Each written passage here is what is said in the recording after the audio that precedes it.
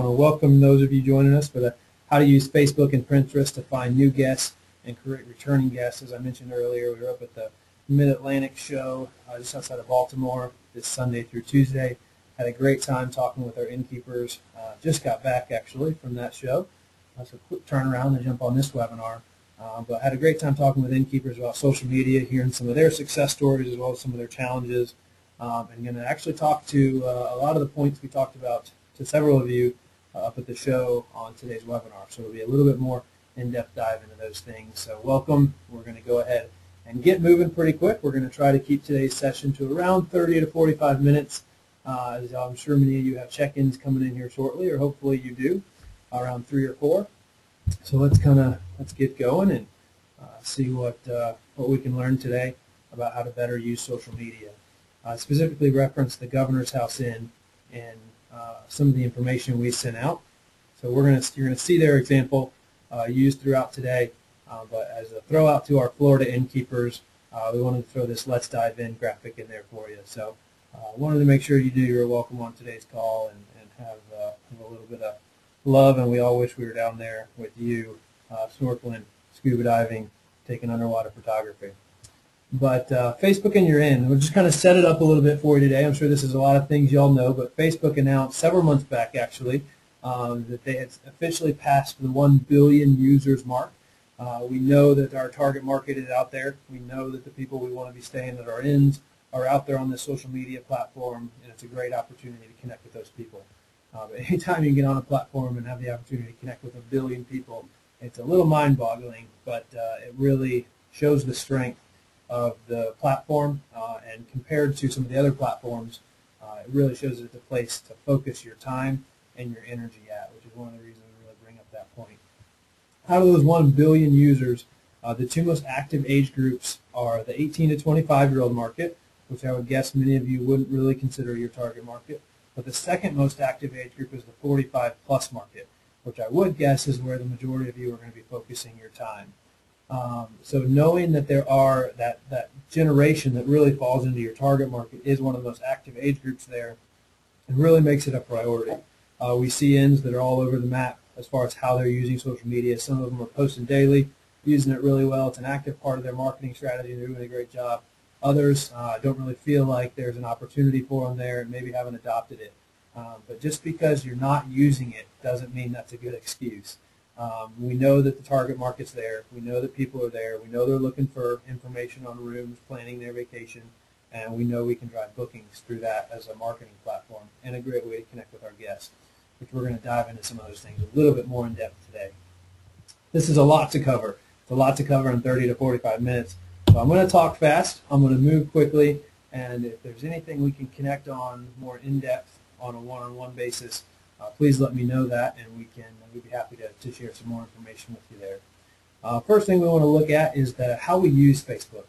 We see a lot of inns and businesses in general, for that matter, that still have profile pages versus, a Facebook profile versus a fan page.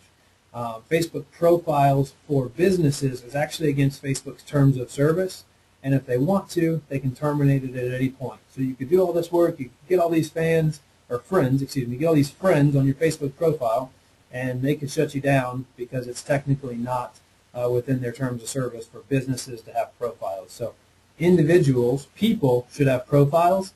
Businesses should have fan pages. So if you're in, or businesses that you're associated with, maybe we're specifically talking about your inns today, has a Facebook profile, you need to make sure that you transition that over to a fan page. May seem really obvious to those of us who have been using social media for a while, but really want to make sure we hit that point. One of the great changes that Facebook made, as we were really excited about as marketers, was that they now, if you have a profile, they'll let you transition that profile or merge that profile with a page. So instead of all the friends you having, you just lose it, they'll let you migrate those two things together. So really encourage you to do that. First, you have to create your fan page, and then you can contact Facebook, give them the link to both, and they'll merge them together for you, and then your profile goes away, and you can move forward with the right information as a fan page. So a couple things we've identified here for you. The fan page, you know you're on it when it has the like button, as opposed to the profile page, which has the friends button on it. That's one way to quickly know which of those two you have. The other big thing that we like about it is the ability to use apps. So you can use apps like the TripAdvisor review app and so forth to really harness what you're doing in social media. One of the other things we really love about it is advertising options. It's a great way for us to drive traffic to our websites, but as well as to our Facebook fan pages with the advertising options available to fan pages, whereas Facebook profiles don't really have those advertising options available. So a few things there to make sure that you're taking into account when you're deciding which of those two you need, or if you have the profile, make sure you migrate that to the fan page. Again, a few of those benefits of a brand page, and this is kind of sets our agenda for the call today. The ability to do Facebook offers, which I'm sure some of you are familiar with. We're going to kind of lay those out and show what Facebook offers are and how they can be used. The ability to do Facebook promoted posts, the ability to use Facebook ads, the ability to run successful contests, which we'll talk about, the ability to bring the conversation to you. So conversations about your brand or your are happening in social media. Having your own brand page or fan page, I'm going to use those two terms meaning the same thing, fan page or brand page. It gives you the ability to bring that conversation to you and control the conversation and connect with your guests. Also a great opportunity to connect with local events, share information, tag those events, things like that. And finally, the ability to use your blog to drive traffic to your website. And we're going to show you how to do that well, and also show you an example of somebody who's not doing that well. I promise that person's not on this call today. It's actually an example from our local news agency here in the Charleston area, which we're based in Charleston, if I failed to mention that on the beginning of our call. But it's just another sunny day in beautiful Charleston, South Carolina. So we'll dive into each of these things. For those of you who are taking notes at home, we'll give you a minute to get those down, and then we will move on, and we'll again cover each of these in more depth on today's call. All right, offers explained. Offers are a great way to promote specials through Facebook. So what we mean, and I'm going to click forward here to give you a little bit of a visual. This is an example of an offer that we ran. We don't really do a lot of recommendation around discounting, but this particular that we work with wanted to run this getaway deals campaign on their own as opposed to doing it with Groupon or Living Social. And we ran this campaign through Facebook offers, which you may have seen pop up in your newsfeed. But what this does is it gives people the opportunity to claim an offer. And you can see there that the offer is now expired, but it was a 2-day campaign we ran. 298 were claimed. It was a getaway deal for a 1, 2, or 3-night stay at up to 45% off. So every time somebody claims that offer, it also shares that virally with their friends. So it's a great way to get a viral spread of your message and get a lot of information out there. Now there's other offers you can do. You don't have to do a 45% off or a discount. Some other great ideas are doing things like a free bottle of champagne or free upgrade to our romance package, or some of those types of things that have added value without doing a discount. And those are some of the ways we work with our ends to stay away from doing discounting while still coming together with offers that have added value. So we talked about these things a little bit, but the ability to go viral. So when people claim it, it gets shared to their friend base, which gets the message out to more people. The more people who claim them, the more people that see the offer. And the offer is then sent to that user's email, and then they can you can include like a coupon code that they can call in and claim with, or they can book with online. Whatever you want, you can send them that. They can bring that email, print it off, bring it in when they check in. They can mention it when they call and make their reservation. Lots of different ways to communicate them that they claim that offer. But offers are a great way to really use that and get people interacting and get a lot of viral exposure through your fan page. Again, I know we're going to move through a lot of things here quickly today. If you do have questions, feel free to hit the chat panel with those. We're going to reconnect on questions a little bit later on in the call, towards the end actually. So if you have questions, throw them in the chat panel, and at the end of the call today, send them over to me, and we will get those questions answered. A little bit of more expansion on the offers. When you're doing an offer, you need to make sure that the offer that you're putting together, you can actually follow through with. So if this is an example of Einstein Brothers Bagels, they said for an extra day, this is from last year, It's kind of one of those Facebook horror stories, but from extra day, extra sandwich, buy one lunch sandwich, get one free. There's a lot of fallout around this specific offer. 32,000 people claimed it. They were going into Einstein's Brothers Bagels, and they were out of bagels. So the individual stores didn't bake enough bagels to prepare for the success of this offer. So if you're going to do an offer, make sure that you have enough availability, or that you limit it to the first X number of people who claim the offer, so that you don't oversell yourself, overbook yourself, and end up kind of with a black eye in the social media world. The good news is, if that does happen, people are quick to forgive and quick to forget, especially in the social media world, and it's not gonna, that black eye won't stick around. It'll heal pretty quickly. But you can see kind of through our comments we put over it that there were 204 comments on that offer, 32,000 people claimed it, and 2,203 people shared that offer.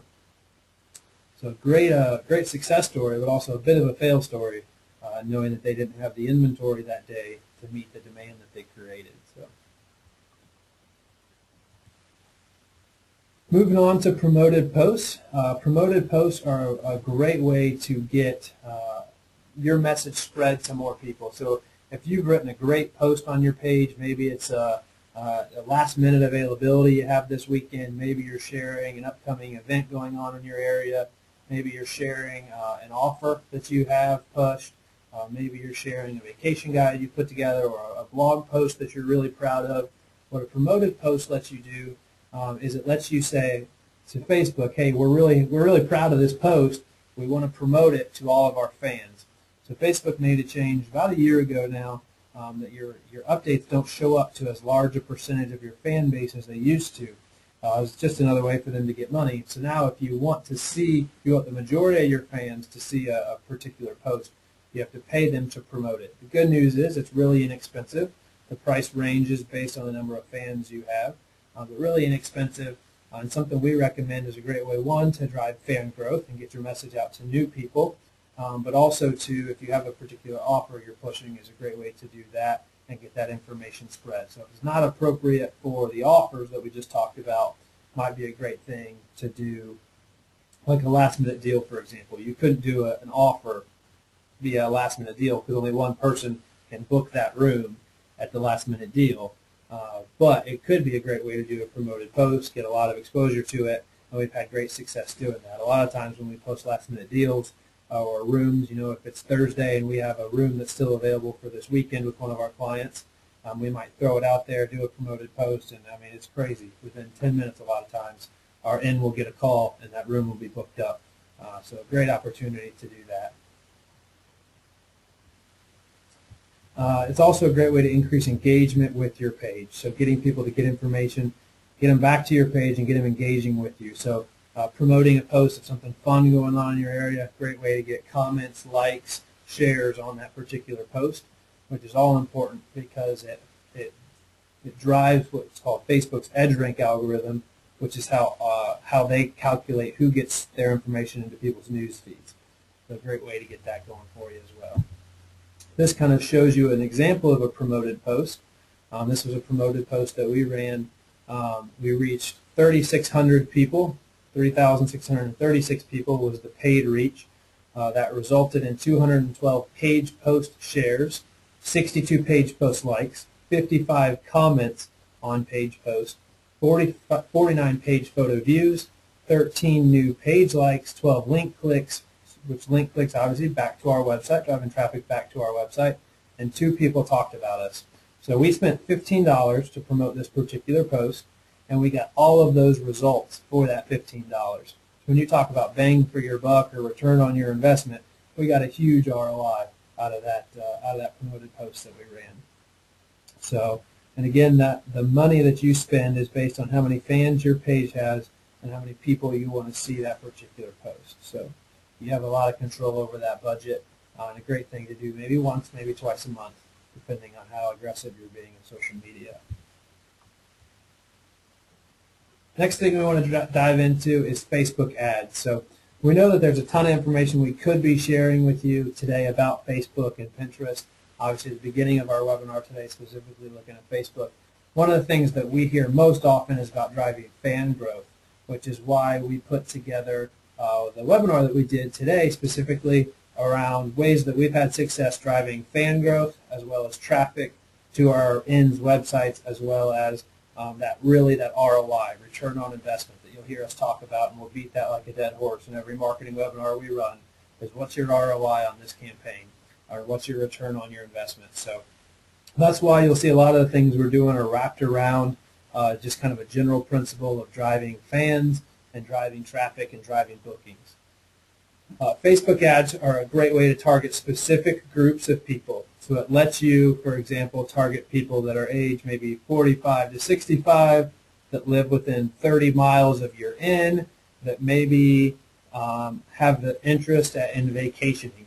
So one of the great things and one of the scary things that people do with Facebook is they tell Facebook all this information about themselves. They tell them where they live. They tell them what they like by clicking like on particular pages. They tell them how old they are. They tell them oftentimes their political leanings. And you can really narrow your focus and say, okay, this is our perfect customer, and we want to put an ad campaign together around that particular customer. So looking at Google Analytics, I'm just going to use an example of one of our INs. We can see that we get a ton of traffic from New Yorkers coming down to an inn that we have in the South. So we do campaigns specifically targeting people who live in New York between the ages of 45 and 65, because we know we have a great success with that particular target market. But if we're doing a last-minute deal, for example, if we're doing that, we're pushing out that post on Thursday for a booking for a Friday, Saturday night, we're probably not going to target our New York guests, because chances that they could jump on a plane or drive down to our inn in the South at the spur of the moment like that are very slim.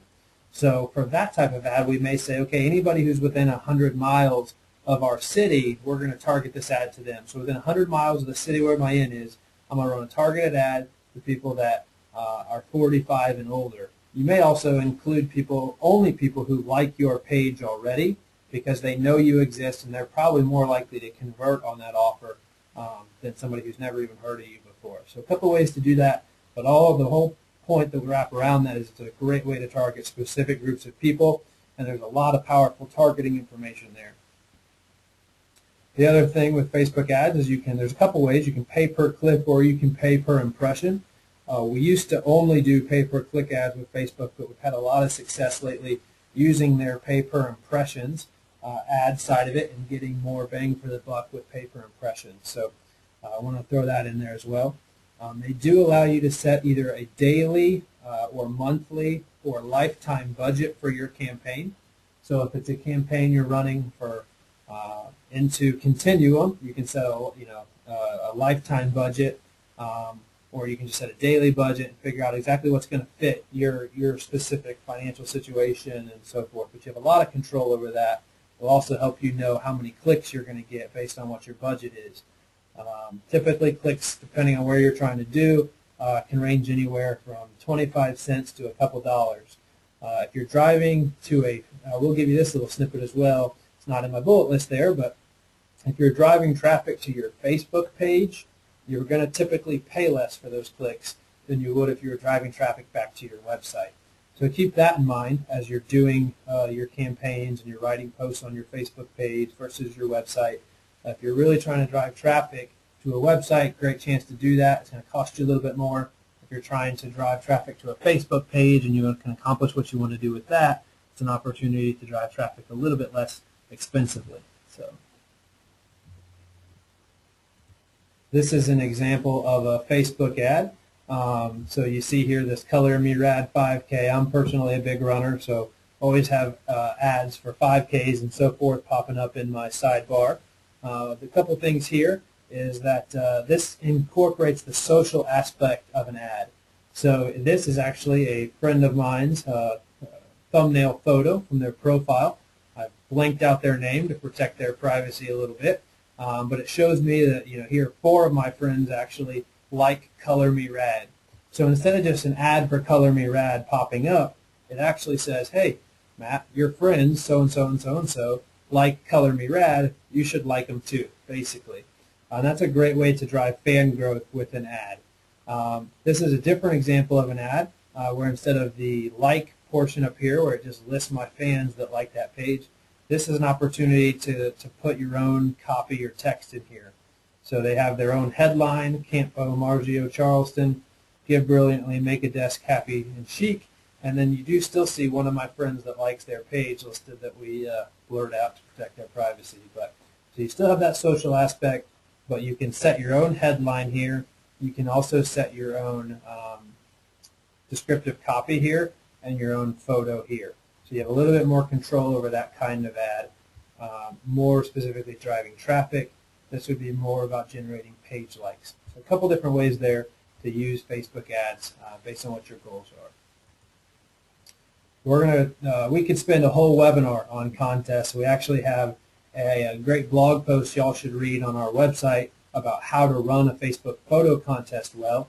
I believe if you just Google how to run a Facebook photo contest, you'll see the Q4 Launch blog listed there in the top 5 results. We get a lot of traffic to our site from that, which is a trick we'll teach you in our blogging webinar. A little plug for that next week, so make sure to check back for our blogging webinar next week. But if you're going to run a Facebook contest, specifically a photo contest, but really any type of contest, it has to be run through an app. Facebook's terms of use or terms of service specifically do not allow contests to be run on Facebook pages. Now, you'll see a ton of pages doing it and a ton of people getting away with it.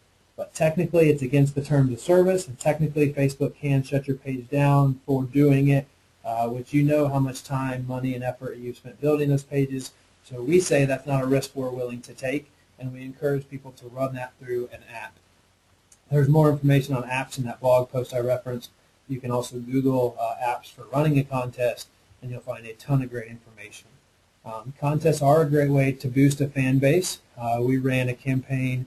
One that's top of mind for me is last November. We did to honor our veterans, we did a Veterans Day photo contest for an inn that we work with. I believe we have a picture of that coming up here, actually. But that Veterans Day contest, we gave away a 2-night stay to a veteran and got a lot of exposure for ourselves, but also really celebrated our veterans through that contest, or I should say, got a lot of exposure for our inn, not for Q4 Launch, but but for the inn that we work with on that particular campaign. So the other thing there, and you can read, so I don't need to read all these to you, but it creates a reason for people to visit your page. And you can also get people to share valuable content during contests. So as part of the contest, you can build into the terms that they share posts and things like that. Again, that needs to be done through the app. Otherwise, it can create problems for you legal-wise and so forth with the Facebook terms of service. So really would encourage you all to check out that blog. If Facebook contests are something people are interested in, please feel free to drop me an email or just shoot something into the chat panel on GoToMeeting here, and I'll make sure that we send out a link to that blog to everybody in the follow-up if people are interested in it, so to save you the hassle of trying to Google it and find it that way. So here is an example of one of the Facebook photo contests we ran with a client of ours.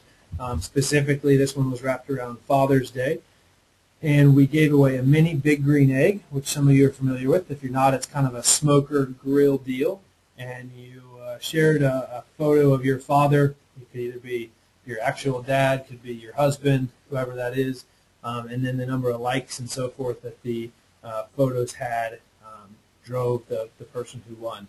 This was a really successful campaign for us, for our client. Got a lot of people exposed to this particular client's brand. A lot of people liking their brand, and now we, because they're like our page, get the opportunity to share a lot of information with those people over a period of time. So great information there for us, a great way to capture those people. And while a big green egg or a mini big green egg does have a relative expense, that particular thing costs a couple $100. There's also lots of other things you can do that cost less, but still get you a lot of value for it. A 2-night stay, something like that.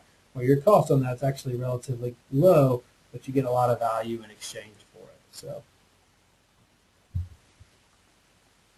I do see a few questions coming into the chat panel there on Facebook photo contests.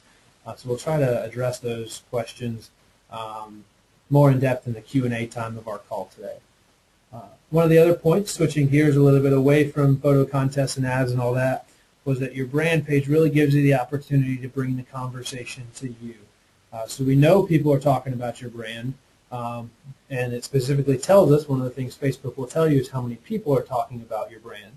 It's one of the metrics we look at from a success perspective to tell our clients, okay, how well are we doing? And Facebook, fortunately, will measure that for us and tell us exactly how many people are talking about us. If you don't have a brand page, though, or a Facebook fan page, again, using those two terms as the same thing, brand page or fan page, Facebook can't measure it because there's not a brand page to attach it to. So right now those conversations would just be happening out there. You wouldn't know they were happening. You wouldn't have any way to control or interact with them or to bring that conversation to you. It also gives people a platform to talk about their experiences. You'd be surprised actually how few negative experiences people will share. But if they do share them, and this is a concern we hear from a lot of innkeepers, it gives you a platform to address customer service issues and show the world how you respond to those. So much like you can respond to reviews in TripAdvisor, you can respond to people's comments on Facebook. The nice thing about Facebook is they are stored in there forever, but very few people will go backwards in your timeline to see past comments and past interaction, unlike TripAdvisor where people go back and see past comments for a long period of time. So, and the other big factor here is it builds brand loyalty. Such a huge piece of brand loyalty. We recently took over a Facebook page for a client that was coming on board with us. They came on, started with us March 1st. They had about 400 fans and hadn't really updated their Facebook page maybe but once or twice in about a year. So usually when we get into a situation like that, it takes a little bit of time to re-engage the fan base and get them interacting with us and kind of get that brand loyalty built back up. But we were excited, within the first day or two, some of the content we were posting, and granted it was highly engaging content, which comes down to knowing how to post content. We were getting really good feedback. I think we got 35 comments or likes the first post that we put up onto that page for that group, which was really exciting. We were really happy to see that, and it just shows the brand loyalty that people have to that particular inn that we work with. So we're really excited to see that. Great way to build brand loyalty, stay top of mind with your perfect customers, and stay engaged with them. The other big thing there is when they're interacting with you on your page, every time they post a comment or they like something or interact with you at all, it goes out to all their friends that says, hey, Karen Smith just interacted with Q4 Launch on Facebook and she posted this. So all of Karen's friends might not have even known Q4 Launch existed or the Governor's House Inn existed. Now they see, well, what is that? Why is Karen posting at the Governor's House? Or what photo did she comment on? Or what did she say? And then they click on it, and now they know that our brand exists, that our inn exists, and they are exposed to that. They know that Karen likes us, so they might like us as well and start following us. It also gives us the opportunity to hopefully, knowing that birds of a feather flock together, that if Karen is our perfect customer, there's a good chance some of her friends are as well. Gives us an opportunity to really expand our reach and sell more rooms or book more rooms to her friends as well. So this is a great example of bringing the conversation to you. In this particular case, this person was coming and was going to stay with one of our clients, the Governor's House Inn that we've mentioned. Hopefully we've blacked out her name well enough there to protect her privacy, but she was looking for some recommendations, so a great chance to kind of show the concierge level of what it is that we do. So you can see we interacted with her. What were you most interested in doing? We're coming for the Preservation Society. We want to hear some jazz, etc. We're looking for food, nightlife. And then you can see here, not only did we respond to her, but we use this as an opportunity knowing that other people are watching. Excuse me. Other people are watching too. So we use that as an opportunity to drive traffic back to our blog. So you'll see here in the way we responded to this particular post was by saying, hey, we have some great posts on our blog that can help, and then pointing her back to our blog. So that not only did she get that information and we kind of had that concierge interaction with her, but all the other people who are Facebook fans who are watching this interaction take place now see us post those links to our blog and are more likely to click through and follow our blog as a result.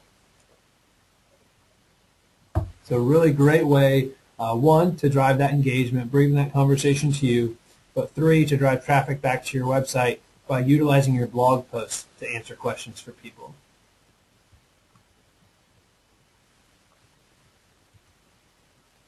We'll hit connecting with local events here pretty quick. Local events are a great way to bring people to your specific inn. You know, people are always looking for things to do, so by sharing and connecting with local events, one, it's more likely that someone who's on your existing fan base or your existing email marketing database would come back to attend a particular event and stay with you. But by also connecting with these local events, people who are coming to that local event, which this is a concert, so probably not a ton of people coming into town for it, but you know, festivals and things like that are great examples.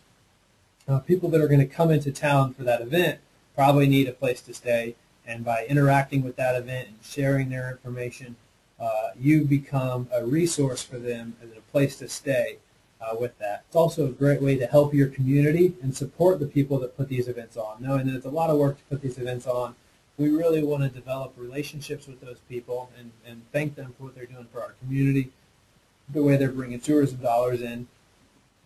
And that's a great way to do that by sharing their content. Helps them to know that you care about what's going on and you're not just trying to help yourself, but you're also trying to help your community as a whole. We talked a little bit about this on how we interact with people, but another great way to use Facebook is to drive traffic to your blog post. So sharing a particular blog post in a social media is a really powerful way to drive traffic back to your website, as well as it helps your website with SEO. Now, most of the Facebook links do come through as no-follow links for those of you that know what that means. If you don't, we'll try to address that a little bit more next week on our blogging and SEO webinar, so make sure to tune in. But it still helps with SEO because it still gets content out and drives traffic back to your site. The other great way to do that is that other people hopefully will then reshare your posts. So if you post a blog to your Facebook page and it's interesting to me, I know it's probably also interesting to my friends, so I might share that, which then again expands your reach into different channels. I might retweet it, different things like that. So it really helps you reach different audiences that you may not have been exposed to in the past. And here's a couple of examples of good and bad ways to share. So I told you we'd be ragging on somebody who didn't share effectively. The problem with this is it's an automated share, meaning that it's just an auto post. And what it does is it just pulls the headline of the blog, SC Mayors visit DC to discuss sequestration, and it just pulls the first little part of that snippet of news out and posts it automatically to our page. The problem with that is it's not super engaging. There's no asking for feedback. There's no question in it. There's nothing to really engage me as a user to interact with WCBD News 2. So it's just posted and that's it, and I might click on it, but there's no call to action to click on it. There's no engagement or question being asked. Compare that to this, which is some information we shared for a client in the Myrtle Beach area, and you'll see that we've shared a blog, but what we did was we said check out some of these amazing events coming up in Myrtle Beach here. Shared the link back to our blog, but we had that call to action. You know, check out the amazing events. So we told people what you're going to expect to see, and had that check it out, that call to action, and told them where to click, all doing that. And then at the same time as we include the call to action and make that effective, we say, did we miss anything? So we shared an event calendar that's posted on our blog, driving traffic back to the blog, and then we asked people, did we miss anything? So we asked that question. We get people to engage with it. Oh, yeah, you actually forgot to talk about the concert that happens on the pier on Friday night, and so-and-so is going to play this Friday night. And then we get interaction with people, give them an opportunity to kind of promote what they're doing as well, and that interaction is what it's all about. So that's what we're trying to drive. The more interaction we get on that post, the more people see it, the more people see it, the more people click the link, the more traffic we get back to our website. So it's all this cycle of trying to make that happen. So really, really cool thing there, and a great way to share that information effectively, specifically to drive traffic and engagement. And again, if you have questions on that, hit the chat panel. We'll try to address a few of those towards the end of the call today. About 2:34, so we're going to keep moving forward here. We're going to hit Pinterest pretty quickly. Pinterest actually just made some interesting announcements that I don't have time to talk about today, but we'll probably be pushing a blog out about those here before too long. So if you haven't subscribed to the Q4 Launch blog, I would encourage you to run over to q4launch.com/blog and subscribe there, and you'll get all the updates that we push out as well. But Pinterest is a great way to share information about stuff going on at your end. It's a heavily women-centric network, knowing that women drive the majority of vacation planning, purchasing decisions. Great place to connect with those women. But the big thing with Pinterest, if you're not on it, check it out at Pinterest.com. But the opportunities you have there are a little different than Facebook, or quite a bit different than Facebook. But people post boards, and then they pin things to boards. And then if they like what you pin to your boards, they might repin it to boards of theirs. And when they repin it, their friends see it. They can also like it and so forth, and you can see how many followers you have and things like that. See who's repinning your content, things like that. So, great opportunity to really share those things. Here's a few examples of things that we often recommend that INs share on Pinterest or set up boards on Pinterest for. Your rooms. You can set up boards for your rooms, post photos. Great opportunity to show the decorating of your inn, show how beautiful it is, how classic it is, and really share that information. Also, a great opportunity to create conversations around decorating and things like that that will drive traffic back to your Pinterest page and drive repins. We also recommend sharing your blogs through that platform. Great chance to do that. Again, drop blogs, drive traffic back to your site, shows content, recipes. Probably enough said on that one. Y'all are the best recipes in the business. One of the things I love about going to visit our clients is some of the recipes they break out for breakfast every morning. And I know many of you love that part about your business as well. But great place to share some of your recipes. You know, if a guest says, wow, I just absolutely love this blueberry muffin we had this morning, where can I get the recipe? You may have that as a secret family recipe you don't want to share. But if you do, you're willing to share it, it's a great opportunity to say, you know what, thanks for that compliment. You can actually go to our Pinterest page and check that out. It's posted on Pinterest. So great opportunity to use your social media and put it into the conversation of what you're doing every day in your inn and drive people back to your Pinterest page. In the same way you could do that with Facebook or your blog, but Pinterest has that boards functionality, which makes that really easy. A couple other things we like to do are events, pinning particular events that are coming up to your boards, as well as specials that you might be running are a great chance to do that. So this is the Pinterest board we have set up for the Governor's House Inn, and you'll see that those kind of play out for us. We have the rooms at the inn, and we have our pins to our board here. We have blogs that we've written here, a few of our favorite recipes, some of which they make at the inn, and some of those are ones we've repinned for other people to share their content. We have our specials board, specials at the inn, and then a few of our favorite Charleston places, which we do as a resource for people who are looking to particularly come to our area. Great opportunity to do that kind of concierge level service and show them a few of our favorite things to do around the Charleston area.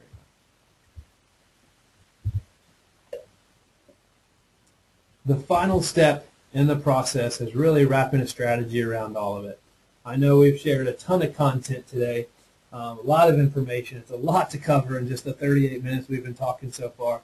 Hopefully it's been helpful, but most important thing I can say today is don't go out and feel like you've got to implement all of this today. If you can walk away with a couple things, but most importantly, sit down with whoever's going to be responsible for your social media, whether it's your marketing company you've hired, if it's a staff person, if it's going to be you, and really think through a strategy. Think through, what do we want to accomplish? What are our goals? Are our goals more fans, or is our goals to book more rooms through Facebook? Is our goals to drive more traffic to our site, more reviews on our blogs? What are our goals? And then develop a strategy specifically to accomplish those goals.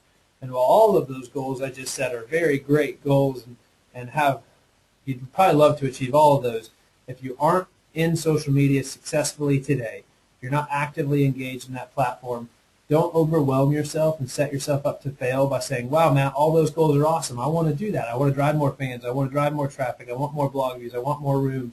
I want all those things. And then you set that as all your goals, and you get started, and you get frustrated, and you get burnt out, and then you just quit.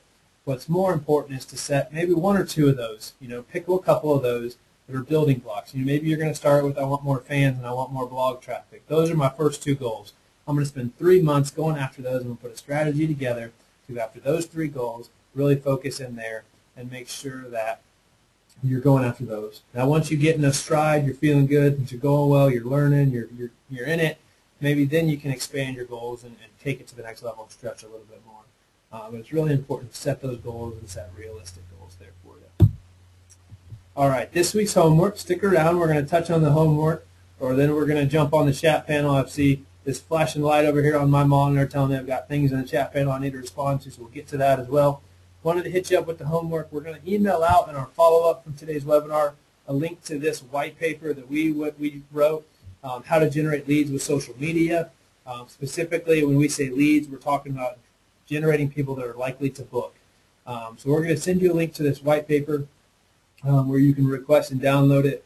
Your homework between now and next Wednesday's session is to download this white paper, read it, think about it, and start the process of, and have that first conversation, start that process of developing your strategy and what your goals are in social media so you can get those first couple action steps. If you didn't do the homework from last week, which was requesting the Marketing Grader Report, or again, you don't know what I'm talking about, the Marketing Grader Report, I'll touch on briefly, is a free report that we make available to everybody who joins us for the webinars. It takes an unbiased grade or score of your marketing, tells you exactly how effective it is, and it gives you tangible improvements you can implement today to start helping your marketing go to a next level. Social media is a part of that Marketing Grader Report. It's not the whole thing. So there's lots of different things you can do there and lots of little improvements. We'll follow that up with a free 30-minute consultation where a member of our team, most likely myself, will follow up on a call with you. We'll walk you through that Marketing Grader Report. We'll walk you through the suggestions we have for you and kind of talk you through how to implement those. Gives you some great information you can take away from the call. We can also record those calls for you if you want a recording of it so that you can reference back to it. It gives you tangible improvements you can make in your marketing today to start driving more traffic and more bookings. All right, knowing that this webinar was coming around lunchtime and me not being sure if I was going to have an opportunity to eat lunch, I threw that this guy loves turkey in there just as a way to be funny. I didn't get a great response last week on my joke I made around the Big Bang Theory, so I wanted to switch gears a little bit and not make a Big Bang Theory geek joke. So went with the food joke this week. Hopefully that resonates a little better. Diving into some questions here. I had a question in the chat panel. I've been taught that Facebook should be more of a conversation and less promotion. Do you have a suggested percentage of posts that are offers/promotions? That's a great question, and you're 100% right. Facebook should be more of a conversation and less of a promotion.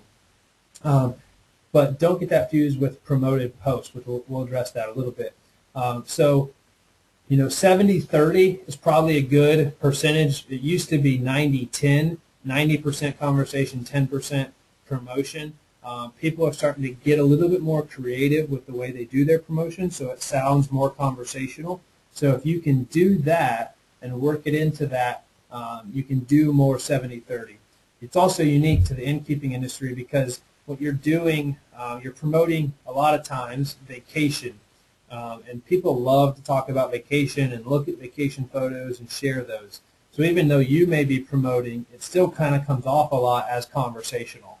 Now, if everything you're posting is do this and save this, and it's all attached to percentages off or dollar amounts or buy this, buy that, that's a little bit different. But if you post something that says, hey, wouldn't you love to stay in the orange room today, or whatever your room name is, you're kind of promoting the orange room, but you're also getting people to remember the time they came to your inn and stayed at the orange room, and you're kind of stirring up those emotions in them. So that's kind of a combination of promotion and conversation, but you can get away with things like that more often. So great question. And then promoted posts are a way of paying to have a post get seen more. So you may do a conversational post and then promote it just to get people to interact with you and engage with you, where it actually might not have an offer in it or something like that. So even though it's a promoted post, that doesn't mean you're selling something. That's the key there, is you don't want to just sell all the time. So great question, though. Thanks for that. Another question was specifically regarding photo contests. Can we use photos to use on Pinterest to build boards? I think what you're asking is, can we use the photos we get from our Facebook photo contest to build boards on Pinterest? If that is indeed what you're asking, yes, you definitely can. You just need to disclose in the terms of your contest that that's what you're going to do. So you need to say, and we recommend this no matter what, so that you reserve the right to do that. but say, these photos that are shared may be used in future promotions for our inn or our association at some point in the future. And by posting it, you give us the right to do that. We have some friends in the vacation rental industry that run a really successful Facebook photo contest. Unfortunately, they don't use an app to do it, so it's technically against the terms of use or terms of service. But they run that contest once a year, and they use those photos for the marketing that they do the rest of the year. Email blasts, when they're high enough quality, they do print with them. So it's a great way for them. They share those photos in blogs. They share them on Facebook, share them on Pinterest. So they run that contest once a year. They give away a 1-week stay at one of their vacation rentals. And then they have a ton of photos and contests they can use for the rest of the year. So I had a question about the feed for your blog to Facebook and using a call to action. Perfect way to share your content with that call to action to drive traffic back to your blog. Really encourage y'all to do that. We're actually going to be sharing some more information specifically around once you get the traffic from Facebook to your blog, what do you do with it? So that's going to be some really cool information we're looking forward to sharing with you next week on the call when we talk about blogging and SEO, and we'll expand on that even deeper in the 4th week where we talk about your website and how to use that. So had some questions about Instagram coming in, a couple here. Instagram is a great social media platform. Don't have time on today's call to get into it. Seeing the questions coming through, it definitely sounds like something people are interested in.